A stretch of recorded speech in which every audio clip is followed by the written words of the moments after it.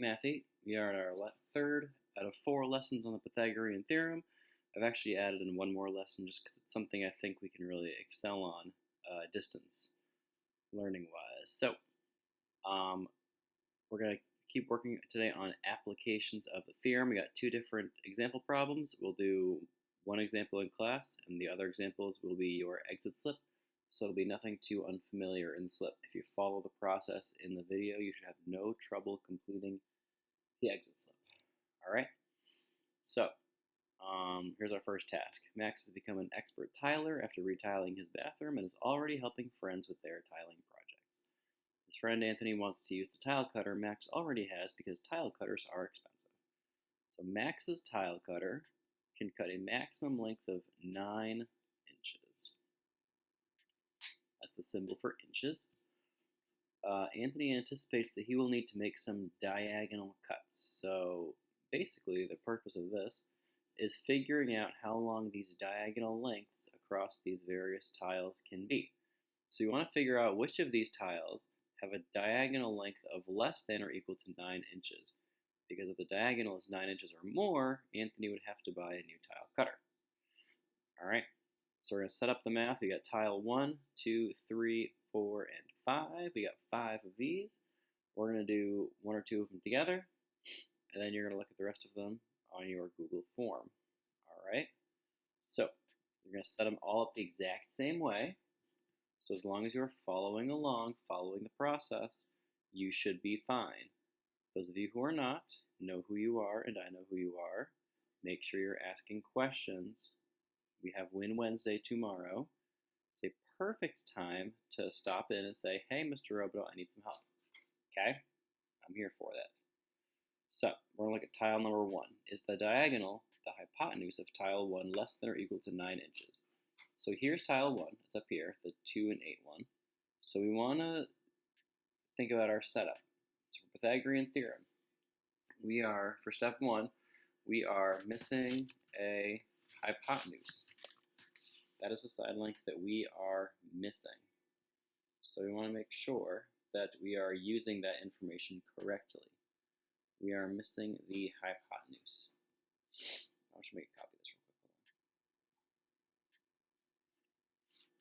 quick. Okay. So we're missing the hypotenuse. So now we need to use our setup, or our formula, which is a squared plus b squared equals c squared. All right. So we have our formula. And since we're missing the hypotenuse, we know that c squared is still going to be our variable. So for tile 1, we have a 2 by 8 triangle, which basically just means I'm going to copy this and paste it.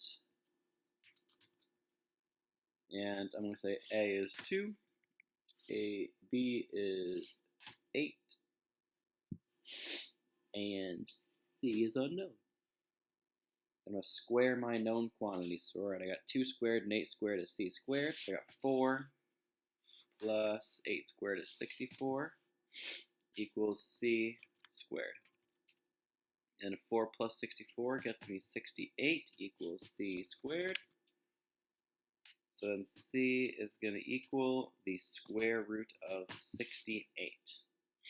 Now, if you're thinking mental math-wise, you're like, well, that's not very much more than 8. 9 squared is 81, so we are definitely way closer to 8. So C is approximately equal to, let's see if I can get a better symbol here. Nope. All right. C is about, let's see. I'm not going to use a calculator. I'm going to say it's about 8.3 because 68 is like 4 above 64 and it's 13 below 81, maybe 8.2. Let's say that. C is about 8.2 inches. Regardless, C is less than 9. So, yes, he could use this cutter. He could use this tile with the cutter. All right. And then let's do the same process for tile number 2. I think you have to do 3, 4, and 5 in your exit slip. So the same thing with tile number 2. Is the diagonal of hypotenuse of tile 2 less than or equal to 9? So these drawings are obviously not to scale, so you can't really use the drawings to help you because these are just, I went to an actual tile retailer and just took pictures of all these various sized tiles. So is the diagonal of tile 2 less than or equal to 9 inches? So let's see. Our side lengths of this triangle, and these are all right angles because these tiles are squares and rectangles, so that's how we have a right triangle here. So this triangle has side lengths of 5 and 5. Alright, so for this one, I know that I have, let's see, perfect. I have a squared plus b squared is c squared, and then my side lengths are 5 squared plus 5 squared equals c squared. 5 squared is 25. 25 and 25 is c squared. So c squared has to equal 25 and 25 is 50. I'm actually going to write 50 equals c squared so that you have the order correct. So that means that the square root of 50 equals c. Now I know the square root of 49 is 7.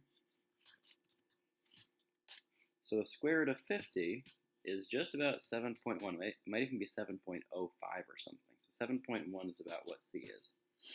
All right. So in that case, yes, this tile is also less than, that was the wrong color. This tile is also less than 9 inches. All right. So if I got a number that was more than 9 for C, I would say no, we can't use that tile. All right, so let's try, we're going to do 3 as setup on our exit slip. But again, we'll give you that setup, all right? So we'll give you that a squared, b squared, gets you c squared. But here, for tile number 3, on your first exit slip problem, the setup, the sides are going to be 7 by 7. And you shouldn't pick that because it's kind of an ugly tile. It's going to get very, very dirty. It's got all those little nooks in it. It's a nightmare. So you shouldn't pick that one anyway. But let's see if it's the right size. We're going to do 7 squared plus 7 squared equals c squared. All right, so there's your setup. And you gotta see, is c less than 9? Question mark that you gotta solve. All right, so what you gotta do from there. So those are our tile problems. That's the first half of our day. So make sure when you're going through this, you are trying to follow the same process. When I make your multiple choice exit slips, there are good wrong answers and there are bad wrong answers. If you pick a bad wrong answer, I know you're way off track, probably not really doing it. So please make sure you are following the examples in the video, okay? They're all the same setup. All the tiles, we're missing the hypotenuse, we're solving it the same way. So they're all grouped together, okay? Okay, so let's look at Objective 2. So this is about ladders leaning up against buildings. So if you ever use a ladder, you know that ladders are typically angled so that the ladder, like, the bottom's on the ground firmly and, like, the pressure of you standing on it, like, pushes the rubber feet of the ladder into the ground. And if the ladder's too vertical, your weight on the ladder will pull it towards the ground. So the ladder feet has to be reasonably far from where you're standing. So ladder safety is no laughing matter, and the Pythagorean theorem can help to provide the mathematics behind the safety. According to safe angles, the ladder's bottom on the ground can be no further from the building than 1/4 of its length. So the 12-foot ladder has to be 3 feet from the building because 3 is 1/4 of 12. What matters for us is that this right here is a right triangle, and we know 1, 2 of its sides, and are missing one other side. It's how high up the wall it can be placed. So our goal for all these problems is to figure out how high up the building can the ladder reach. So we're going to do 1 here, and then we're going to do 2 in our exit slip. Okay? So again, follow the same example, follow the same setup, and you should be fine.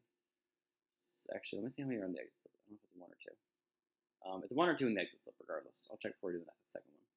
So how high up the building can the 12-foot ladder actually reach? So here's our setup. A squared and b squared gets us c squared.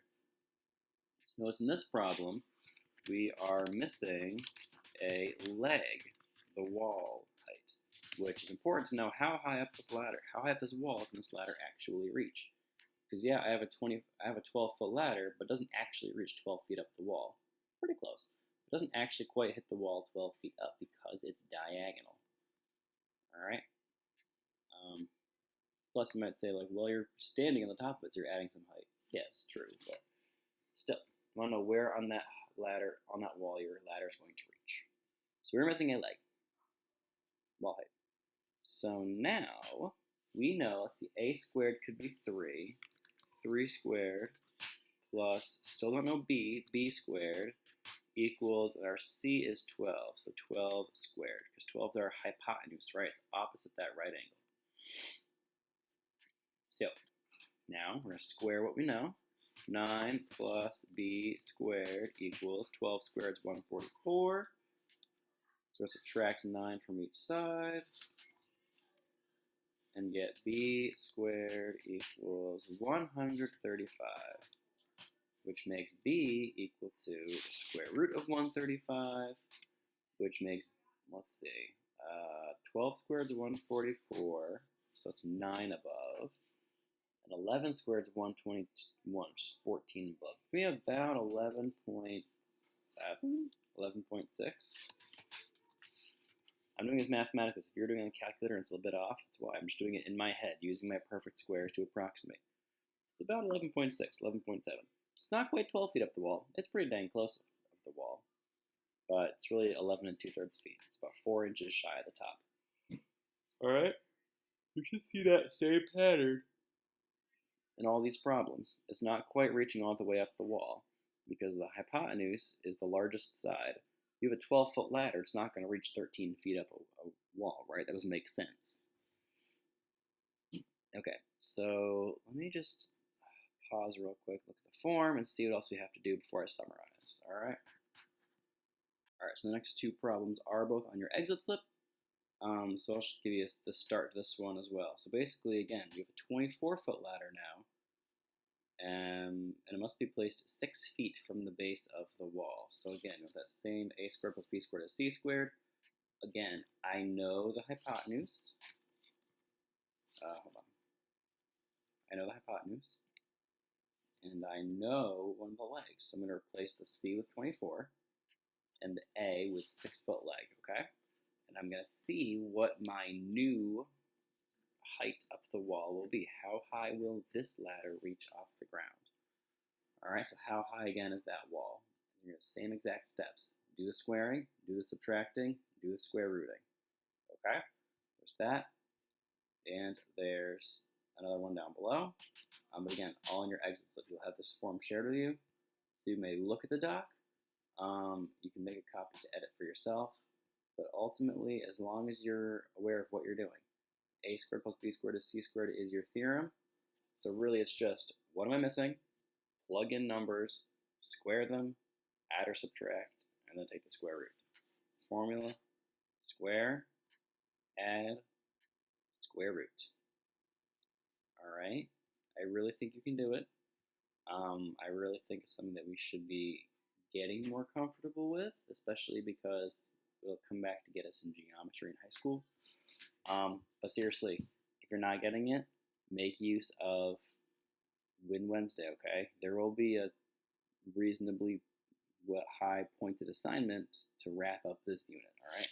So don't just let it go by the wayside if you're not getting it, all right? Check in on Wednesday if you're confused.